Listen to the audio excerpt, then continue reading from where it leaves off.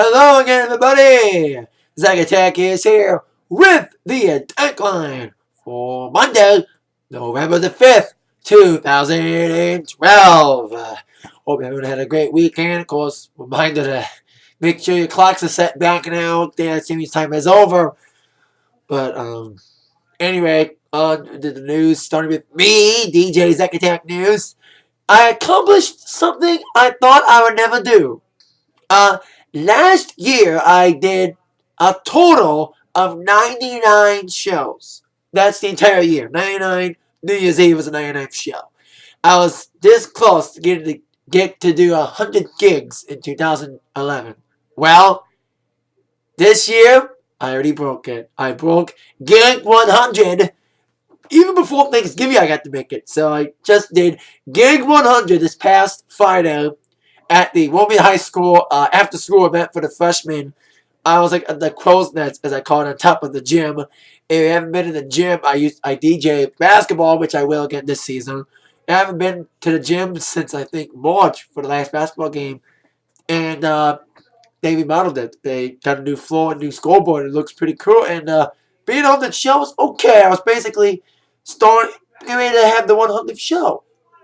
They had the 100th show of the year. Biggest gig of my career at the place where it all started for me, Wilmington High School.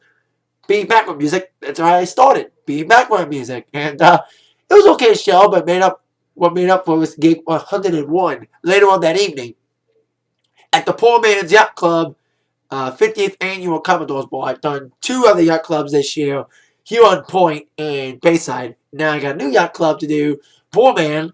Being the 50th annual, a lot of alumni. A lot of the older folks were there. There were like alumni, like past Commodores from like the 60s and the 80s and stuff.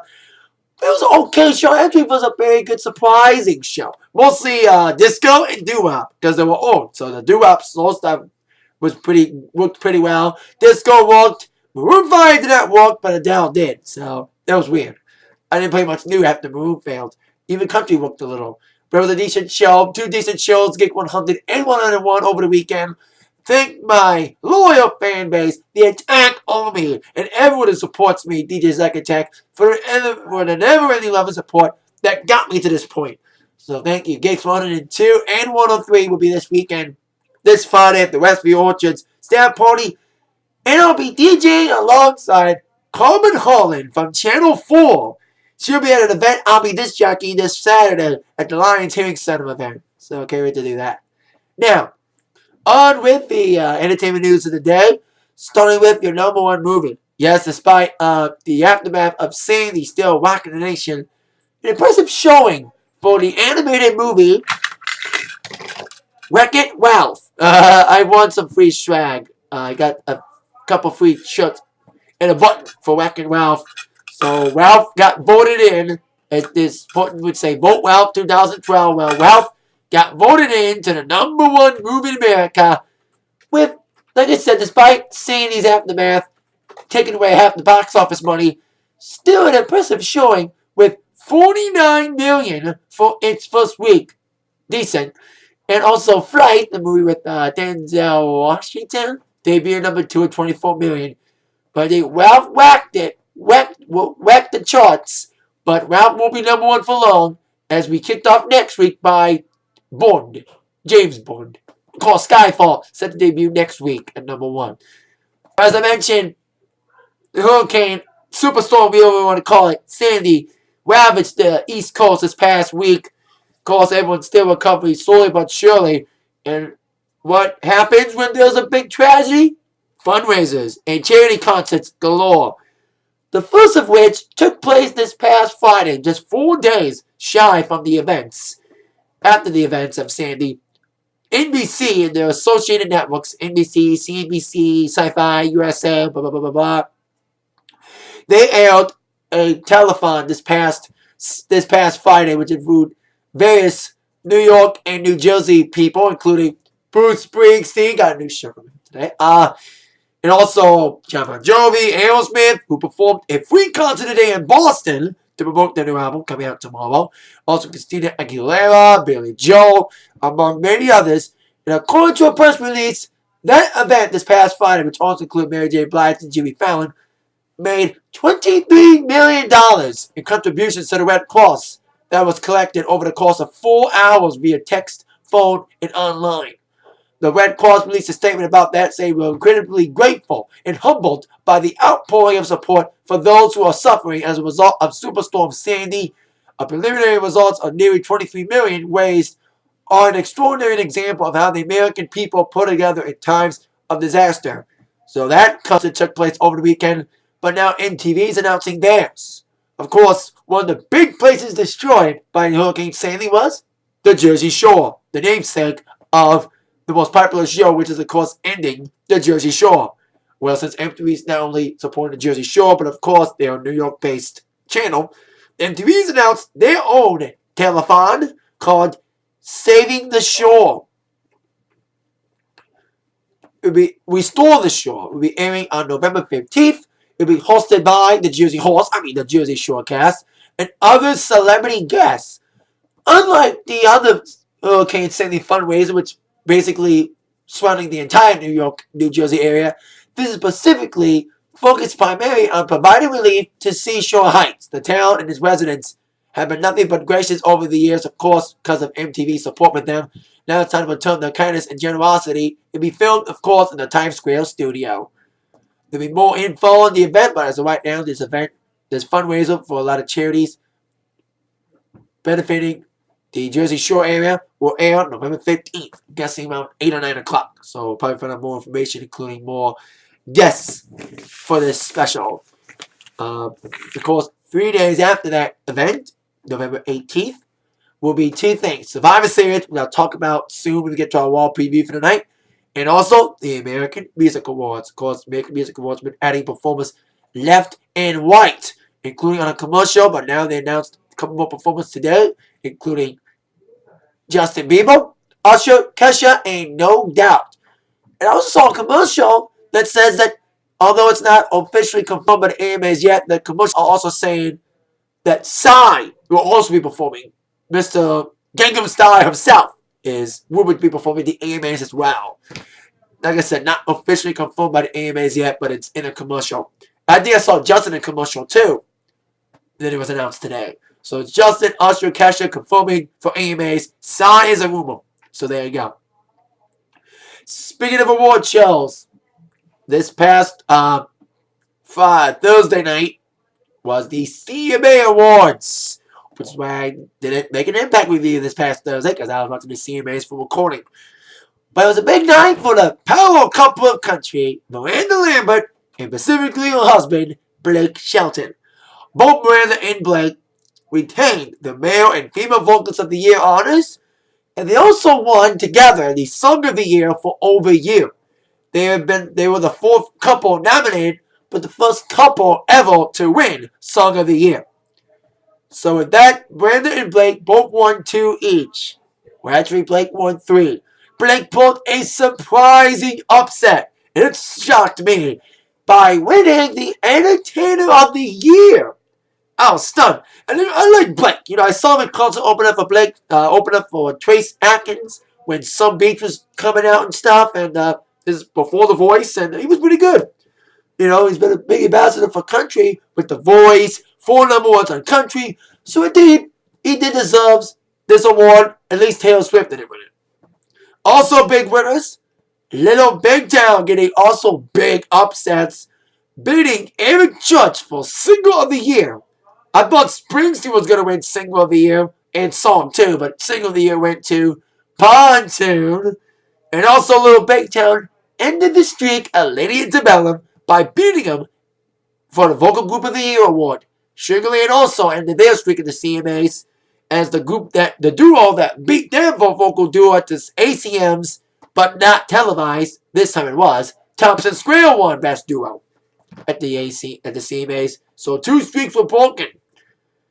And even though he was the most nominated guy, he only won 1 award, but at least he won a good one. Album of the Year, of course, I'm referring to Eric Church, winning Album of the Year for Chief.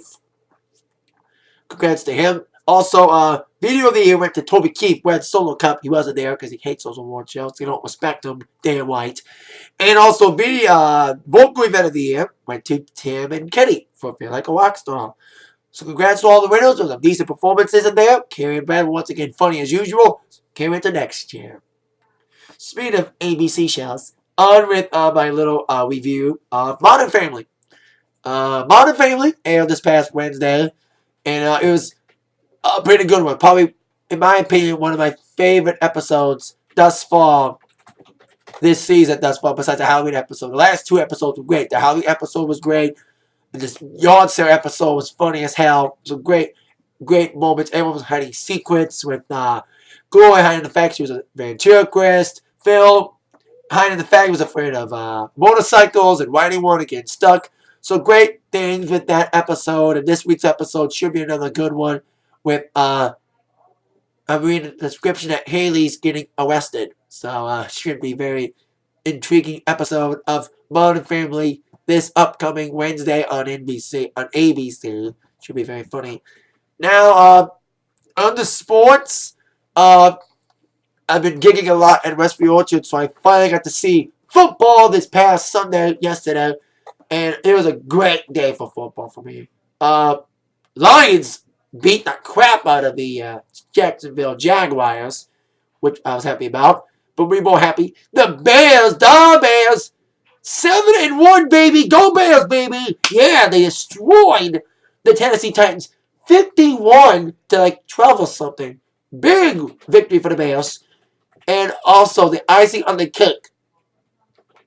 The New York Giants losing. Awesome. I hate New York Giants. Specifically, I hate Eli Manning. So there you go with NFL news. And now on the wrestling news. Now, as I mentioned, I did not see TNA Impact this past Thursday. Well, I saw bits and pieces of it. Saw the AJ and Bobby Roode getting it on. I think they may have a match or something. And also, I saw a little bit of Bully Ray and Devon in the main event. And Ace and Nate's getting involved. Of course, the gut check guy, I saw a little bit of that. Of course, I heard he was impressive in his match against Zema Iron, despite losing to Zema in a match. But he may get in this week. We'll find out if the gut check guy makes it to the contract or not, this upcoming Thursday on TNA Impact. And try to see what. Trying to get the results to load, but I think there's more matches made for, I think, Turning Point. Joe and Daniels and Kaz officially gets the rematch against Chavo and Hernandez, I see, for the tag team titles at the pay-per-view. And a couple other things happen, but I'm trying to get the results, but I can't get them up. But can't wait to see what happens this upcoming Thursday on TNA Impact. I'll be able to watch it, unlike this past one with the award show being on. Now, let's end it with WWE Raw preview for the night. Of course, Raw's in London tonight. That means it's taped tonight. That means it already taped. Because London has got weird time change. But before I get to... So there you go. Top three questions that must be answered tonight. I can only think of three. Question number 3, what happened with the now suspended referee, Greg Maddox? Now, of course, this whole Greg Maddox thing is, of course, referring to what happened at Hell in a Cell this past Sunday when Greg Maddox screwed Ryback, but happily so, screwing him in the title, thank God, happily. But it was kind of a stupid way to do it, having the referee screw Ryback. When Ryback was ready to do shell shock on Punk, referee goes to boredom, give Punk a quick count. Punk denies any involvement, but we'll see what the truth will be told tonight as Greg Maddox is slated to be on Raw this evening. Question number 2, will any other matches be made for Survivor Series? Now we have Sheamus and Big Show's rematch official for the Raw title Survivor Series. Team Punk and Foley, which I'll get to in a moment, is going to be happening. And we'll see if any other matches get revealed. Big rumors about John Cena versus Dolph Ziggler. Despite John Cena being revealed to talk smack to Vince Maybe that's why he's in this AJ thing. Of course, Cena is slated to fight Dolph Ziggler, and I believe they've been fighting at house shows, and I heard they've been very good. So hopefully, we'll probably get the announcement tonight that Ziggler will wrestle Cena. And now question number 1. We'll go down between Team Punk and Team Foley, specifically Punk and Ryback. Of course, we Punk, Miz, Team Rhodes Scholars, and Alberto Del Rio. Against, of course, Team Foley, being, of course, Foley is the coach with members Ryback, Kofi Kingston, Tag Champs, Team Hell No, and Randy Orton. Now, I read a little headline on WrestleZone that says main event's changed. So we'll see what kind of changes in the main event for Survivor Series. I don't want to read the spoilers. I only reach back those spoilers. Anyway, we'll see what happens with that Survivor Series match tonight. We'll see what happens with Punk, everybody in Team Punk and Team Foley as we head towards Survivor Series on November 18th. See what goes down from London tonight at 8, 7 Central on USA Network. That is it for the Atakline for today. See you all later tonight for my Raw review. Then mine will be attacked by the news from Zach. Thank you very much. See you all later. Yeah. And oh yeah, Legend Animal. Thank God all this shit's gonna end. So go out and vote. I know who I'm voting for. None of those bastards. See ya. Legend Animal. See ya. Bye-bye.